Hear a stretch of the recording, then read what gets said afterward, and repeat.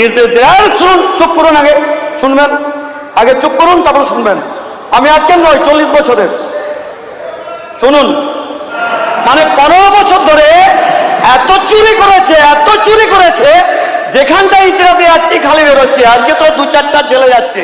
আর এগুলো যদি ঠিক মতো ভাবে ধরা পড়ে, পশ্চিমবাংলায় স্যার একটাও জেলে বিন্দু ফেলার জায়গা থাকবে না, জেল বাড়াতে হবে আপনাকে স্যার, এদেরকে যদি ধরতে হয়। আমাদেরকে যেতে দেননি, আমাদের পরিষেবা তো দূরে থাক, পঞ্চায়েত অফিসে কোনোদিন বসতে দেননি। আপনারা পারবেন? আপনারা কখনো, আমরা তো 5 বছর নির্বাচিত জনপ্রতিনিধি ছিলাম, 69 জন এই সদনে। একটা প্রশাসনিক বৈঠকে আমাদেরকে ডেকেছেন? একটাও কোনোদিন ডেকেছেন? কিন্তু আমাদের এই সরকার এই 4 তারিখের পর থেকে আপনাদেরকে আমরা হলফ করে বলতে পারি, প্রত্যেক সদস্যের বাড়িতে আমন্ত্রণ যাচ্ছে। এটাই হচ্ছে আমাদের মুখ্যমন্ত্রী, এই হচ্ছে সরকার, সবকা সাথ, সবকা বিকাশ, সবকা বিশ্বাস, সবকা প্রয়াস। এই দিলীপ বাবুর কথা বলছেন না, যিনি আজকে মন্ত্রী, উনাকে উত্তরবঙ্গে মেরে ফাটিয়ে দিয়েছিল সমীর বাবু। কোথায় ছিলেন? কোথায় ছিল আপনারা এই সদস্যরা যখন এই দিলীপ বাবুকে মেরেছিল উত্তরবঙ্গে? কোথায় ছিলেন? উনারা ডিম খেতে পছন্দ করেন, ডিম দেবে না কেন? জনগণ ডিম দিচ্ছে। উনারা নিতাইয়ের ভোগ পছন্দ করেন না, উনারা ইস্কনের মন্দির যেতে পছন্দ করেন না, উনারা মসজিদে যেতে পছন্দ করেন, উনারা অন্য কিছু পছন্দ করেন। তো তার জন্য উনারা ডিম খাবেন না তো কি খাবেন? এটা তো আমরা দিই না ডিম। আমাদেরকে আপনাদের ডিম দিলে তো কি দেবো? ওইনাদেরকে তো ডিম দেবেন, ডিম দিতেই হবে। আমরা যারা বিধায়ক আছি, আমরা আমাদের পরিবারের চিকিৎসা পরিষেবা নেওয়ার জন্য আমরা বেসরকারি উদ্যোগে যাই। এটা আমাদের বন্ধ করা দরকার।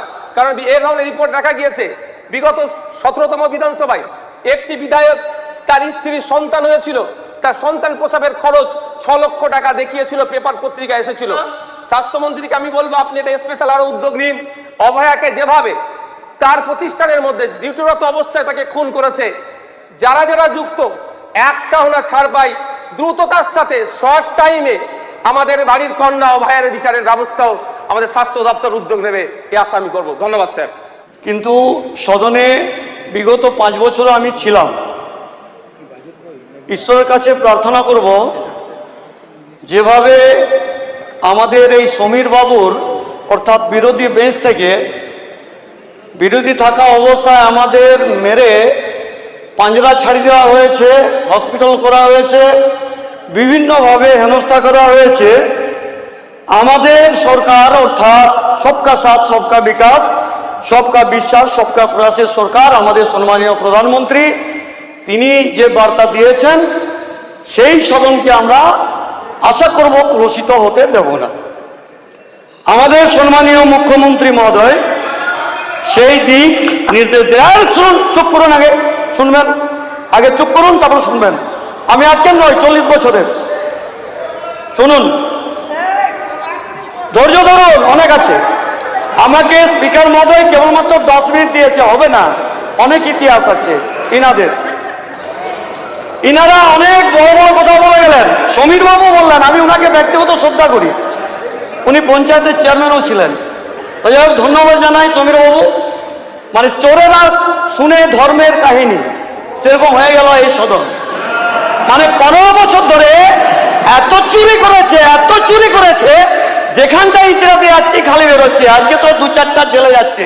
আর এগুলো যদি ঠিক মতো ভাবে ধরা পড়ে, পশ্চিমবাংলায় স্যার একটাও জেলে বিন্দু ফেলার জায়গা থাকবে না, জেল বাড়াতে হবে আপনাকে স্যার, এদেরকে যদি ধরতে হয়। তো আমাদের সম্মানীয় প্রধানমন্ত্রীকে ধন্যবাদ জানাবো এবং মুখ্যমন্ত্রী মহোদয় এই বাংলাতে কথা বলার জন্য। আমাকেও স্যার 72 দিন এরা জেলে ঢুকেছিল মিথ্যে মামলাতে 2014 সালে। এই দিলীপ বাবুর কথা বলছেন না, যিনি আজকে মন্ত্রী, উনাকে উত্তরবঙ্গে মেরে ফাটিয়ে দিয়েছিল সমীর বাবু। কোথায় ছিলেন? কোথায় ছিল আপনারা এই সদস্যরা যখন এই দিলীপ বাবুকে মেরেছিল উত্তরবঙ্গে? কোথায় ছিলেন? তাহলে যেটা বলবেন সদনে, এই সদনকে কলুষিত করবেন না, মিথ্যা তথ্য দেবেন না। আজকে একজন বিধায়িকা বললেন ডিম, উনারা ডিম খেতে পছন্দ করেন, ডিম দেবে না কেন? জনগণ ডিম দিচ্ছে। উনারা নিতাইয়ের ভোগ পছন্দ করেন না, উনারা ইস্কনের মন্দির যেতে পছন্দ করেন না, উনারা মসজিদে যেতে পছন্দ করেন, উনারা অন্য কিছু পছন্দ করেন। তো তার জন্য উনারা ডিম খাবেন না তো কি খাবেন?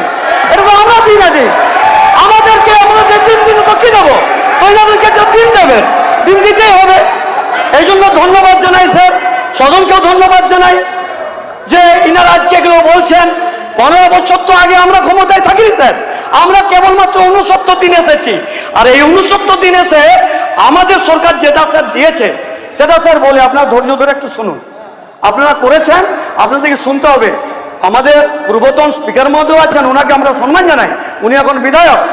উনি বিগত দিন আমাদেরকে বলতে দেন না, আপনারা সদনে 365 দিনের মধ্যে আমরা অর্ধেক দিন ওই আম্বেদকরের পদদেশে আমাদেরকে কাটাতে হয়েছে।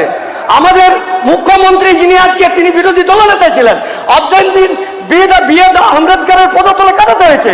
তার প্রমাণ তো এখানে আছেন প্রাক্তন স্পিকার মহোদয়, তিনি তো শুনছেন। তো যাই হোক, আমরা এখন এসেছি সবকা সাথ স্যার, সবকা বিকাশ, সবকা বিশ্বাস, সবকা প্রয়াস নিয়ে। আমাদের 100 দিনের কাজের পরিবর্তে স্যার এই পঞ্চায়েতের মধ্য দিয়ে আমরা সম্মানীয় মন্ত্রী মহোদয় দিলীপ বাবুকে ধন্যবাদ জানাবো যে আপনি 125 দিন আমাদের এই প্রকল্প নিয়ে এসেছেন।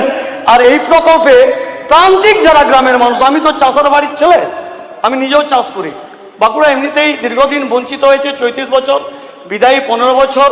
আশা করব আপনার হাত ধরে, যেহেতু আমার বাঁকুড়া জেলার দুটো নদীমাতৃক আমরা জেলাতে বাস করি, দুদিকে দুটো নদী রয়েছে, তাই আমি আবেদনটা আগেই জানিয়ে রাখি, নাহলে আমাদের লাল লাইট স্পিকার মহোদয় দিয়ে দেবেন, আমার কথা শেষ হয়ে যাবে। তো স্যার আপনাকে অনুরোধ করব, অন্তত বাঁকুড়ার দিকে অন্তত তাকিয়ে দেখুন। এখনো 70% তারা জলের উপরে নির্ভর করে, কেননা আমাদের খরা এলাকা, দুটো নদী রয়েছে, যেন একটা চেক ড্যাম করে দেওয়া যায়, সেইটুকু আপনার অন্তত সহযোগিতা আমরা চাইব। এবং বাঁকুড়া জেলার জন্য যারা এই 15 বছর ক্ষমতায় ছিল, যারা আমাদেরকে কিছু করতে দেয়নি, আমাদের এনআরজিএস কাজ থেকে শুরু করে 100 দিনের কাজ থেকে শুরু করে, আমি প্রমাণ আমার আছে, মোবাইলে ছবি আছে, বন লাগানো হয়েছে মন্ত্রী মহোদয়, কিন্তু সেখানে পুকুর নাম করে সেখানে 15 লক্ষ টাকা বরাদ্দ করা হয়েছে, বড় গাথা আছে, কিন্তু পুকুর হয়নি, আজ অব্দি পুকুর হয়নি। আজকে যারা বড় বড় কথা বলছেন, পুকুর হয়নি, পঞ্চায়েতের কাজ হয়নি, আমাদের ছবি আছে। সম্মানীয় স্পিকার মহোদয়, এখানে আমাদের ওই বনসৃজন প্রকল্পের বন তৈরি করার জন্য সেখানে ধুতরা গাছ খালি দেখতে পাওয়া যায়, কোনো স্যার কোনো গাছ নেই, না আছে আম গাছ, না আছে কাঁঠাল গাছ, না আছে জাম গাছ, কোনো কিছু নেই স্যার। ছোট ছোট ক্যানেল এবং ওই সিঁচাই যোজনা আমাদের কেন্দ্রের দেওয়া অর্থ, সেগুলো স্যার লুটপাট হয়ে গেছে। আমি দায়িত্ব নিয়ে বলতে পারি, এই সজনে আমার বাঁকুড়া যোজনায় সিঞ্চাই যোজনার একটিও পুকুর কাটা হয়নি, অর্থাৎ খালকে জোড়া হয়নি। এরা বলে চোরে না, বলে ধর্মের কাহিনী, কি শুনবো স্যার? কান মনে হচ্ছে আঙুল দাবাদি, এরা এত জ্ঞান দিচ্ছেন, এত জ্ঞান দিচ্ছেন যে আমাদেরকে শুনতে হবে রাজনীতিটা এদের কাছ থেকে।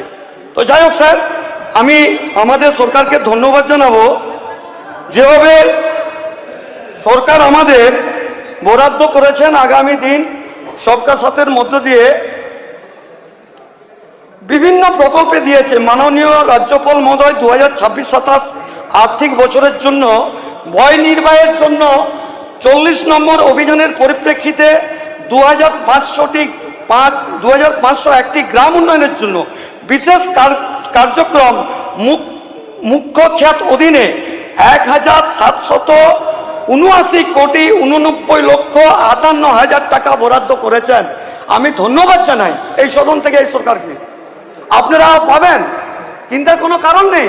আপনারা যেমন প্রথম দিক থেকে আমাদের মাননীয় মুখ্যমন্ত্রী মহোদয়ের ভাষণটা আপনারা শোনার সময় আপনারা টেবিল চাপড়াচ্ছেন, আগামী দিন এই ডবল ইঞ্জিনের সরকার, আমরা এটুকু গর্ব করে বলতে পারি 5 বছর আপনাদেরকে টেবিল থাপড়িয়ে সমর্থন জানাতে হবে এই বিজেপির সরকারকে।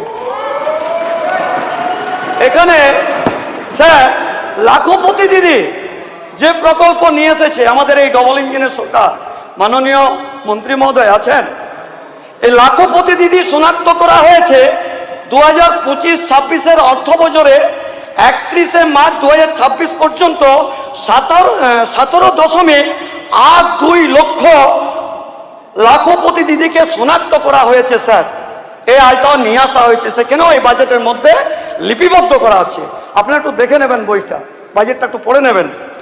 এখানে স্যার আর্থিক অন্তর্ভুক্তি হিসাবে সামাজিক সংহতি, সামাজিক উন্নয়ন হিসাবে, অকৃষিভিত্তিক উদ্যোগের প্রসার হিসাবে, এখানে প্রশিক্ষণ সক্ষমতা বৃদ্ধি হিসাবে, কৃষিভিত্তিক জীবিকা হিসাবে যে কয়েক লক্ষ হাজার কোটি টাকা বরাদ্দ করেছে এই সরকার, তার জন্য স্যার ধন্যবাদ জানাই এই সরকারকে এই বাজেটের মধ্য দিয়ে।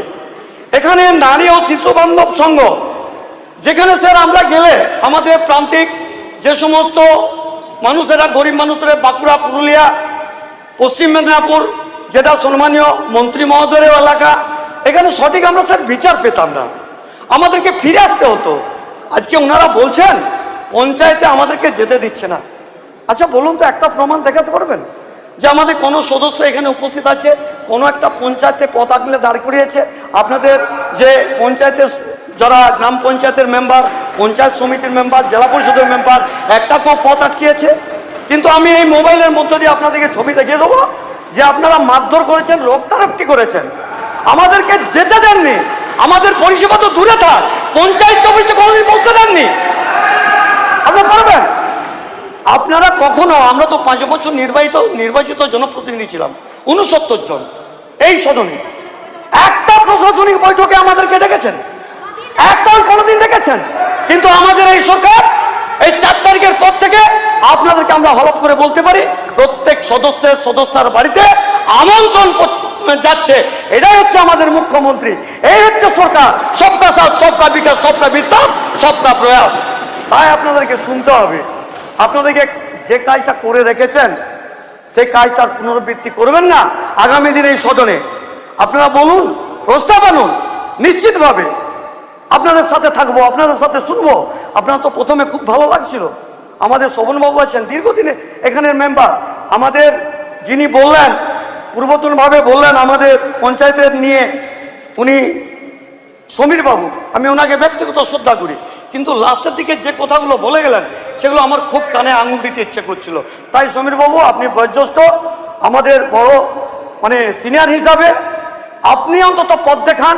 এই বিরোধী বেঞ্চে বসে যে 15 বছর মুখ্যমন্ত্রী মহোদয় যে কাজটা করেছে, আর আমাদের ভাইপো যে কাজগুলো করেছে, আজ ছিল না সেই কাজগুলো পশ্চিমবাংলার প্রান্তিক এলাকার মানুষকে দেখতে না হয়, রক্ত না ঝরে, জেলে না ঢুকে, কেস না খেতে হয়, সেইটুকু অন্তত আপনারা দেখুন, সেই দিকটা অন্তত লক্ষ্য রাখুন। এইটুকু বলে স্যার আপনাকে সম্মান জানিয়ে আমার বক্তব্য শেষ করছি। বন্দে মাতরম, জয় শ্রীরাম, ভারত মাতার জয় হোক। ধন্যবাদ নীলাদ্রি শেখর দানা মহাশয়। ধন্যবাদ স্যার। আমি আজ যে বাজেটের উপরে আলোচনা করতে দাঁড়িয়েছি, শুধু স্যার একটি নথি নয়, এটি পশ্চিমবঙ্গের প্রতিটি শিশু, প্রতিটি মায়ের, প্রতিটি প্রবীণ এবং প্রতিটি দরিদ্র।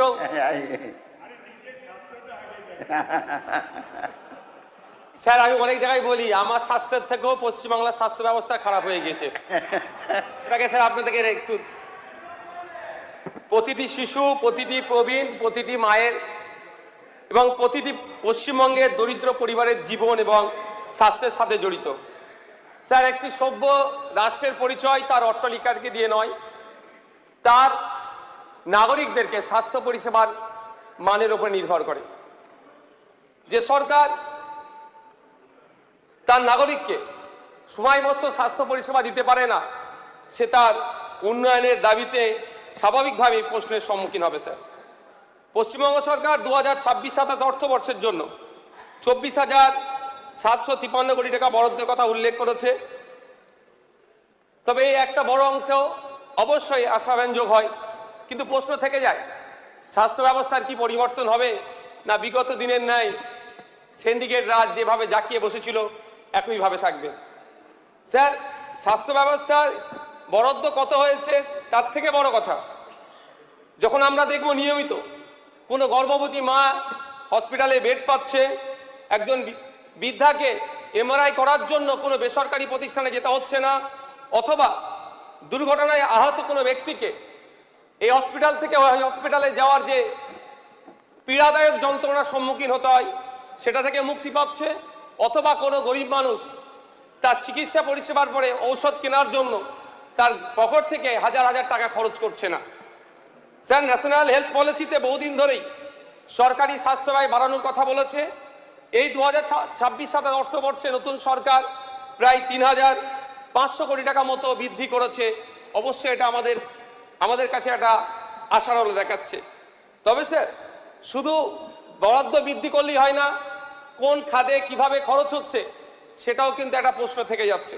এই নিয়ে স্যার আমি সরকারের কাছে 5টা মৌলিক প্রশ্ন রাখতে চাই।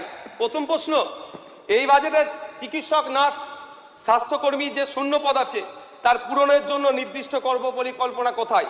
কারণ স্যার আমরা যদি দেখি central bureau of health intelligence তথ্য অনুযায়ী 78,000 রেজিস্টার্ড অ্যালোপ্যাথি ডক্টর ওয়েস্ট বেঙ্গলে আছে, কিন্তু সেখানে মাত্র 17,692 জন সরকারি পরিষেবা দিচ্ছে বা সরকারের সাথে যুক্ত আছে।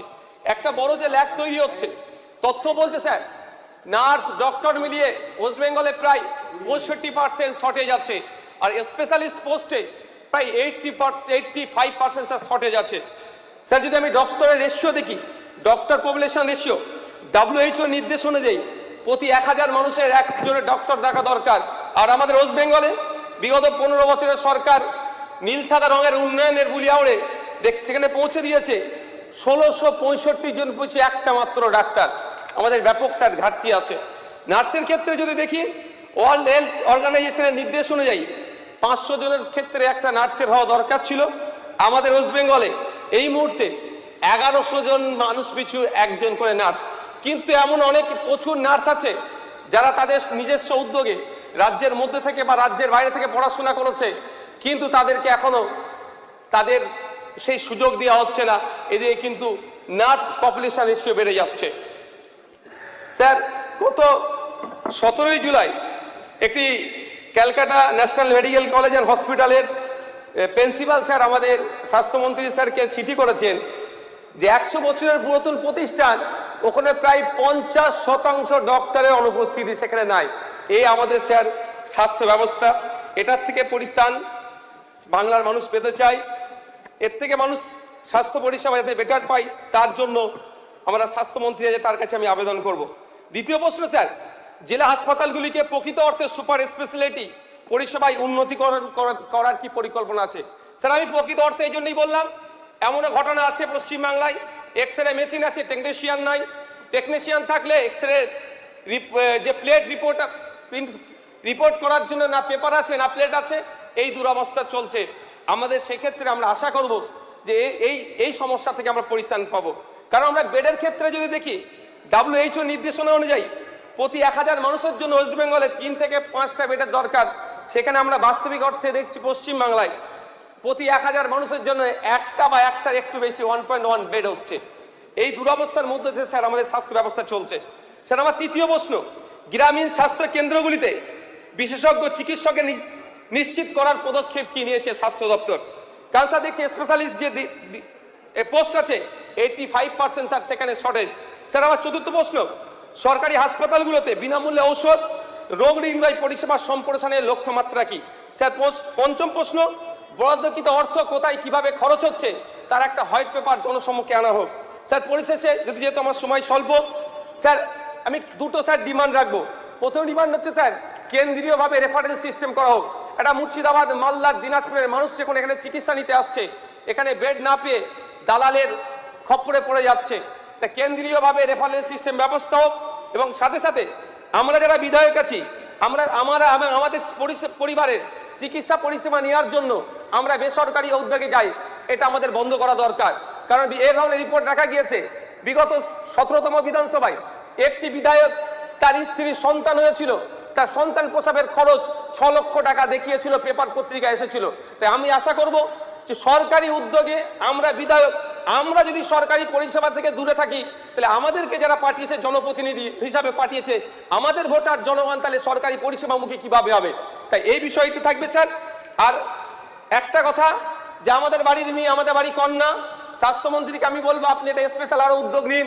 অভয়াকে যেভাবে তার প্রতিষ্ঠানের মধ্যে ডিউটিরত অবস্থায় তাকে খুন করেছে, যারা যারা যুক্ত একটা হলো ছাড় পাই, দ্রুততার সাথে শর্ট টাইমে আমাদের বাড়ির কন্যা অভয়ের বিচারের ব্যবস্থাও আমাদের স্বাস্থ্য দপ্তর উদ্যোগ নেবে, এই আশা আমি করবো। ধন্যবাদ স্যার।